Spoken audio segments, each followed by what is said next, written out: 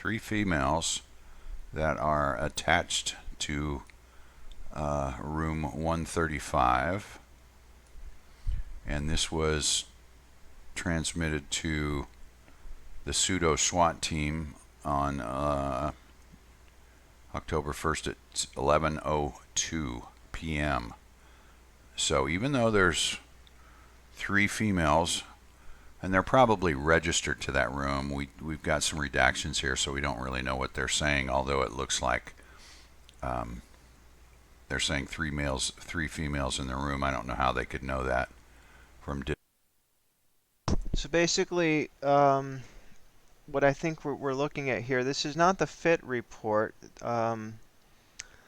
I believe that Paladin WH got his hands on some transcripts from the dispatch, from the LVMPD 911 dispatch, and he's actually reading us some information that was relayed through dispatch about 3 females being assigned or registered to that room 135. This is very interesting material. This is something that they've also been covering up. We haven't heard about this. We don't hear anything about this. In fact, I'd forgotten.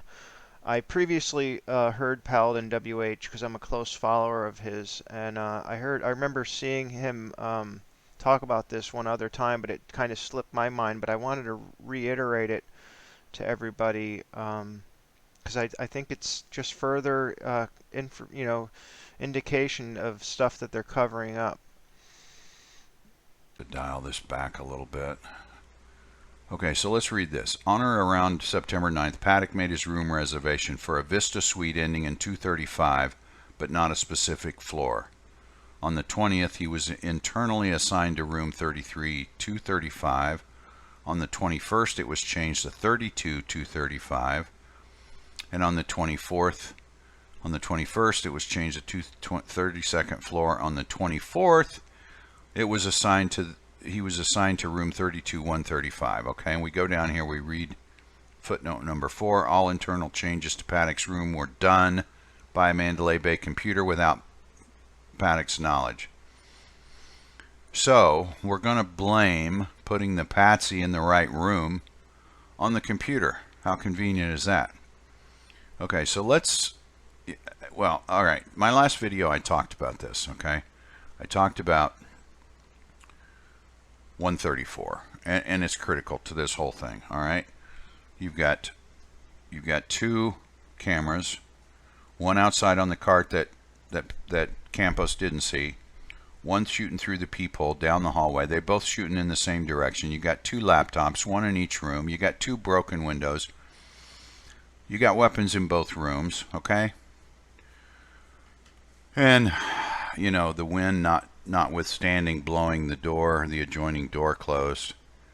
I mean, I can't wait to hear, and maybe they have, I can't wait to hear what the official narrative people say about why you needed 2 broken windows, because Paddock, if he was shooting from 135, he could hit the fuel tanks, he could hit the venue from here. There's no need to break 134.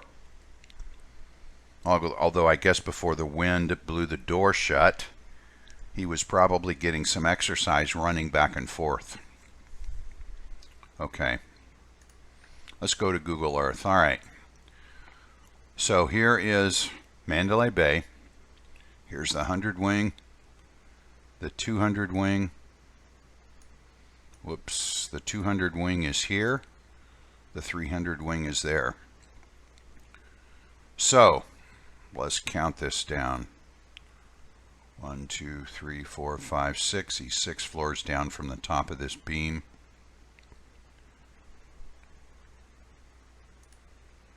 So 1, 2, 3, 5, 6. We're probably looking at right about here.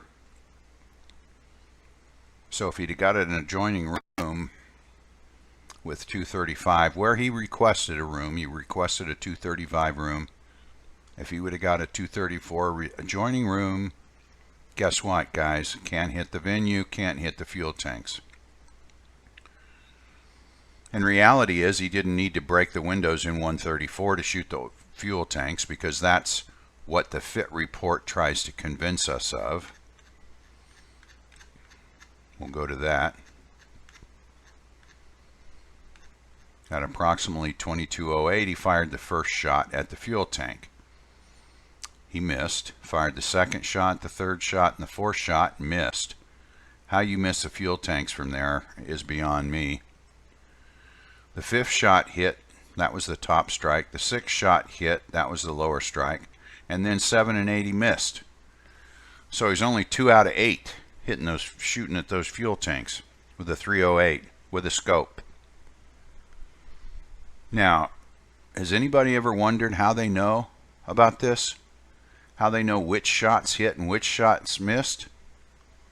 We know. Yeah, we know. We know.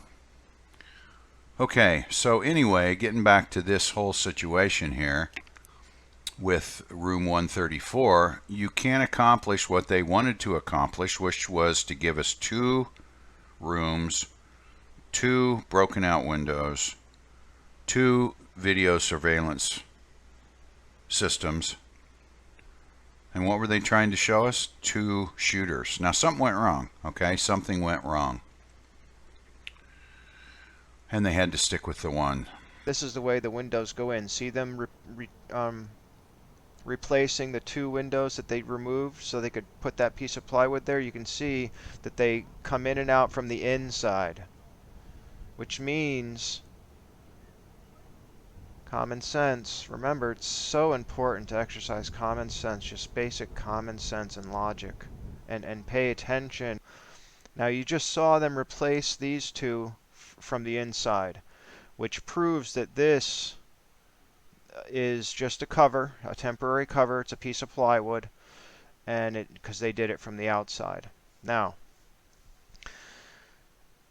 those 2 broken windows prove absolutely nothing. Absolutely nothing. And I got into this a little bit in another video, but it needs to be reiterated. The way that you just saw them remove these 2 windows and then put them back in place, that means that shooting could have came from any other floor, any other window. They could have did the shooting and then replaced the windows like that.